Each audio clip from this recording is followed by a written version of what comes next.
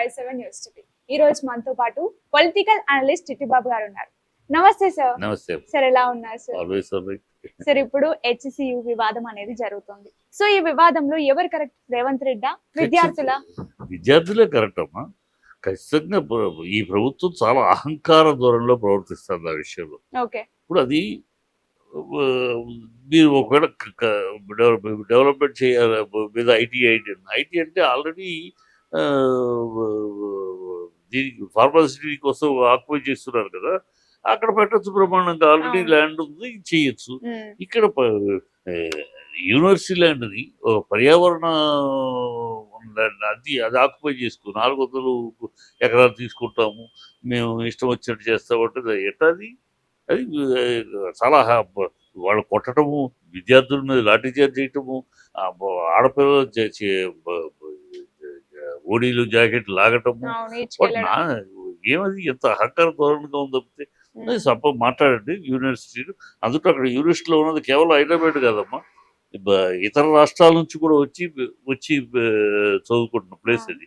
అక్కడ నువ్వు ఏదైనా ఉంటే పిలవాలి, కూర్చోవాలి, మాట్లాడాలి, ఏంటి మీ సమస్య ఏంటి అడగాలి.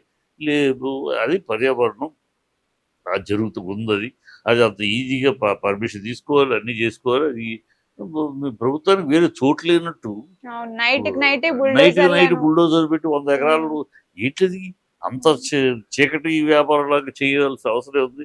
రియల్ ఎస్టేట్ దందా కోసం చేస్తున్నట్టుంది.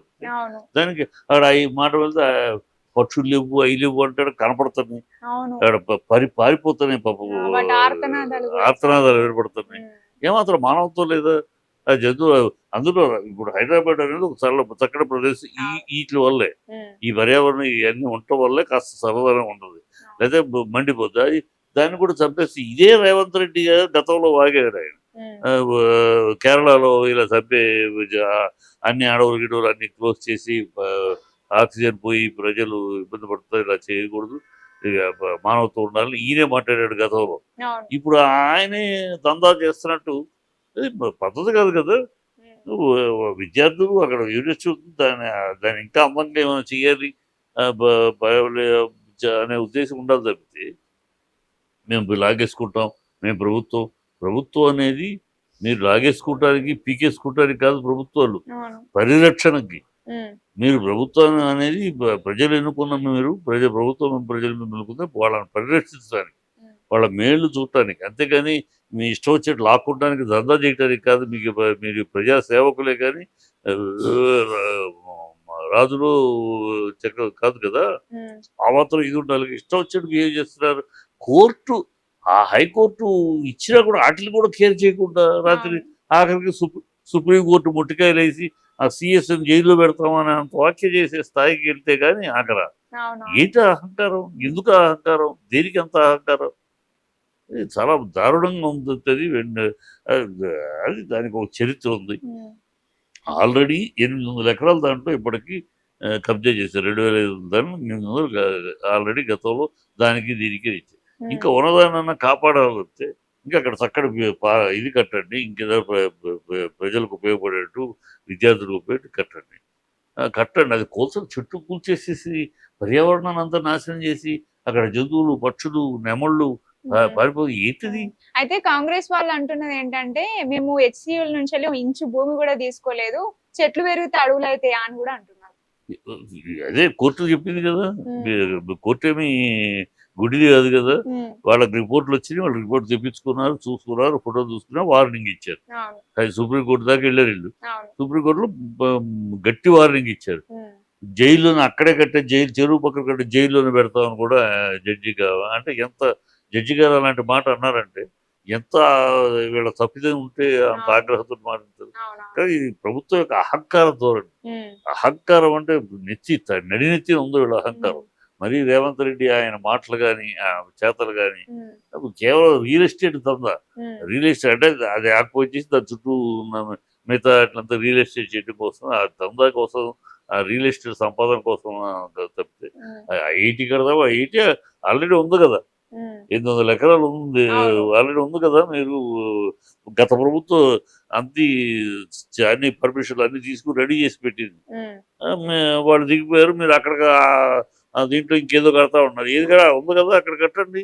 మీరు కట్టాలన్న ఐఐటీలో కూడా అక్కడ కట్టండి. ఇక్కడే ఉన్నదాన్ని చెట్లు గిట్లు అన్ని నాశనం చేసి జంతువులు గిత్తులు ప్రాణాలన్నింటినీ